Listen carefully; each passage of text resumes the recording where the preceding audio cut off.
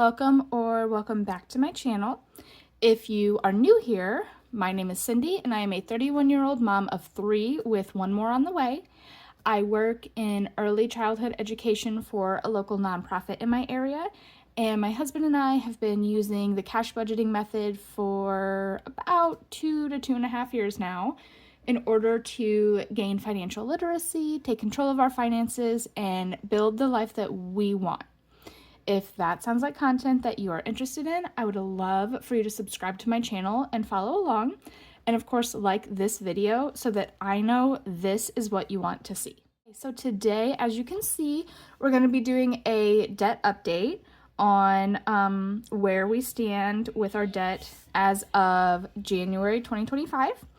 If you have seen my other debt updates in the past, you may notice that our list is significantly shorter, which is very exciting. We did a lot of work in 2024. I feel like a lot of it isn't necessarily reflected in the numbers you'll see at the end, because while we reduced our debt by a lot, we also added to it by some of it's pretty significant, some of it not so much, but it all added up, so it kind of like negated. So it doesn't look like we did as much as we did, but that's okay, because 2025 is here and this is a new year, and we're gonna work really hard this year to really bring those numbers down. So anyway, let's hop in. I just pulled these numbers 2 days ago. I think one of these, I think this one actually, actually both of these have updated since, so I don't have the exact correct balance. I'm pretty sure these are both $100 less on their balance than what I'm going to show you, but I'm not 100% certain, so I'm not going to have that reflected in these numbers. So just know that these top 2 cards are already reduced by a little more than you'll see here. So anyway, Care Credit is first, and as of right now, our current balance on this card is $1,083.77. This was originally $1,350 something. I had a surgery in August, and the surgery center required their payment in full upfront before they would see me, so I had to pay that immediately, and so I put it on this Care Credit card. Now, they did have a promotional deal where as long as I pay off the balance in X amount of months, it's no interest. So for this one, we have a payoff goal of September 1st, because I want to make sure I don't accrue interest, because the interest will not be on whatever balance is remaining at this time. It will be on the full $1,300 plus dollars. So I did like some figuring after we first put the expense on here and I was recovering, and as long as we pay $113 a month, we'll be able to do this. There's been 1 or 2 months where we paid a little less than that, but for the most part, we've actually paid over that each month. So I'm really optimistic that we'll be able to have this completely paid off and avoid that interest, which is definitely best case scenario. So that is the goal with this card. Next is my Ally credit card, and this one is at a balance of $1,311.58, and this one is actually excuse me, this one is actually one that I had almost had completely paid off actually at one point I did have it completely paid off last year. it was carrying a very small balance of between, I think, like $100 to $300, depending on, what I was doing at the time. But then we had some expenses come up that we really did not foresee. And of course, if you've been here for a while, you know that we are working on our emergency fund, but we've only been doing so for, I think we really started focusing on the emergency fund at the end of November, maybe. Could have been the beginning of December, but I think it was really the end of November that I really started like prioritizing that the way that I wanted to. And just in like 2 months, we have almost $1,000 in there already. And so all that to say, this is for sure like my next highest priority because I'm really irritated that I had it so low, almost still paid off, and it was very manageable, and it's back up this high. And it's only this high because we didn't have that emergency fund in place. And so hopefully going forward, this will not happen again because we have that emergency fund. Okay, tangent, sorry. Next is the Credit One card. And the current balance on this one is $1,606.57. This is another one that we had almost, actually it might have been also fully paid off. I'm not sure. Yeah, this is my husband's card. I'm not totally sure what's on it, but it is definitely higher than we would like to see, and we're going to be working on getting that down. Next is the Honda Pilot that I drive. So the current balance on my car is $3,513.06, and it actually matures on April 20th of next year. Yes, next year. However, I don't want to wait that long, and so I did set down and come up with a payoff goal, and I have a goal to pay this off by the end of this year. So December 31st, 2025, I want to have this paid off. That will open up a pretty decent chunk of money. I mean, the payment on this is honestly it's not bad. It's really not a bad payment. And also, it's money that could be going toward other priorities, right? So I want to free up this money as quickly as possible. And I also want to save on that interest because it's not like a crazy high interest rate, but it's a high enough interest rate that it's kind of ridiculous to be paying that much. And so I just want to get it gone as quickly as possible. So that is the goal, is to have my SUV paid off at the end of this year. Next is our Lending Club personal loan. And currently on here, we still owe $11,038.12. So that one's going to take some work. Definitely. I forgot to look at when this loan is supposed to be paid off. I want to say it's in like 2029, maybe. I absolutely will not be keeping this loan that long for sure. I don't know when we're going to prioritize paying this one down, but it's going to be before then because this payment is actually bigger than both of our car payments, and I do not want to keep it around for very long. Next is my student loans. So the total current balance on these is $11,657.48.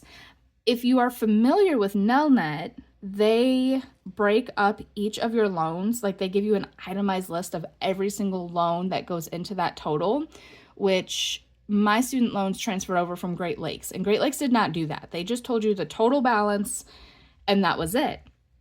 I love that Nelnet breaks it up by each individual loan, because not only did that allow me to see specifically how much I just like having the itemized list so I can see what each of my loans were. I used that breakdown last year to pay off one of my smaller student loans, because I actually could see, you can, when you make a payment, you can designate where you want it to go. So if you want to pay off a specific loan, you can send that whole payment to that one loan. And so I've been using that with my student loans. So since I paid off that other one, currently my smallest remaining student loan is $447.88. And I have a payoff goal for this one as well, to have this small loan gone by November of this year. So by the end of November, I want to have this loan completely gone. That is my goal. Lastly, so first off, I want to give a disclaimer. I can already see the comments about, wow, you guys are in debt. You are, I guess we're not, I think we officially passed the threshold this year, like this last year with our taxes. We're not technically low income anymore. But we're kind of right on that cusp, like, wow, you guys are struggling. You guys have debt, all of this, and you have a Mercedes. Okay, look, let me tell you right now. My husband is the assistant manager in the parts department at a Mercedes-Benz dealer. So already he gets a really good deal on anything that we get through his work, but also this car is over 10 years old. I think it's 11 years old now, actually. So with it being an older car and also the deal that he gets through his work, this car was incredibly affordable. We paid less for this car than we did my Honda Pilot and his Toyota that was totaled. This is a replacement for the totaled Toyota Avalon that he had. So I know that there's going to be people who see this and go, oh my gosh, why do you have a luxury car? Because it was affordable, because this was the most affordable option we could find at the time. And it actually was a really smart idea. So don't come for me. Okay. I get it. I know luxury brand, but I promise you it was a very affordable car. Case in point, we've only had it since October, and the current balance on this car is $11,832.42. We owed more than that on the Toyota that we totaled, and that was a 2014. So don't come for me. The loan on his Mercedes matures in October of 29, but I don't want to be paying on it that long. So I set a payoff goal for this one as well. And I want to have this one paid off by October of 2027. So my goal is to pay it off like 2 years early. I would love to have it paid off earlier than that. And I mean, I'm certainly going to push to have it paid off earlier than this. But this is like my goal. This is the maximum on how long I want to work on paying this one off, which I think once we get rid of this payment and get rid of this payment and get rid of this payment, this is going to be easier to achieve, in theory, I would think. So I pulled up what our total debt was at the beginning of 2024. And at that time, we owed $47,157.54. That was our total debt. And going into 2025, we owe $42,043 exactly, no cents, which is super exciting. And like I said, we paid off more, but added some, so it doesn't, all of the work we did isn't represented. However, even considering that, our total debt picture from 24 to 25 is down by $5,114.54. So while it's not really representative of all the work that we did necessarily, I'm pretty stoked about it. It helps. It definitely helps, and I'm really excited to see where we go this year. I did the math. I think I don't have the paper in front of me, so I'm not certain, but I'm pretty sure if I just by hitting the goals that I have for this year, so the smallest student loan, my SUV, and the care credit card, just by these ones alone, we will almost hit this exact same number again this year. So that's really exciting, because on top of those, you also have to keep in mind we're paying the minimums on everything else too. Well, we pay over the minimums. Like I think my Ally credit card, I think the minimum on this is technically like 27, but we always pay as much more as we can. As often as I can, I pay like 100 or 150 on this. But if we just don't have the extra funds in the budget, we still pay $30 to $35, which I know is only a couple dollars more than the minimum. It's not a whole lot, but it helps. That way, when the next month's interest hits, it's still interest on a balance $3 lower than it would be otherwise. So every little bit helps. Actually, with all three of these, as often as possible, I tend to pay between 100 and 150 on them. I haven't very often been able to pay more than that at one time on them, but I usually do that. So typically, the way our paychecks work, our finances work, my husband gets a weekly salary check. I get paid bi-weekly, and then he also gets a monthly commission. And so usually we have 2, sometimes 3. Well, I guess if you count his commission and his salary, we almost always have 3 weeks a month where we get at least 2 paychecks. And sometimes we get 3 paychecks on one day, because I get paid and then he gets his weekly and his monthly. So there are times that we get 3 paychecks, and typically those are the days that I can really make things work. I can really tackle some of these. And so typically what I do is whenever it's just a double payday, he just gets his weekly and I get my bi-weekly, I almost always put a decent chunk to these. Usually it's around $50. Sometimes it's more. It just depends on what bills we have that week, so how much free money we have. And then whenever he gets his commission check, that's typically when I put 100, 100, and 100. So already I'm paying over 100 that month anyway. And then with my next biweekly paycheck, I also tackle these with another like $50, $60, depending on, again, what bills we have coming up and what I'm able to do within our budget. So I almost never pay the minimum. We really only pay, well, I don't pay the minimum. We only pay a couple dollars over the minimum if we really, really have to. Like if something's coming up and we really need that extra money, I'll pay a few dollars over the minimum for that week. But typically these get paid well over the minimum.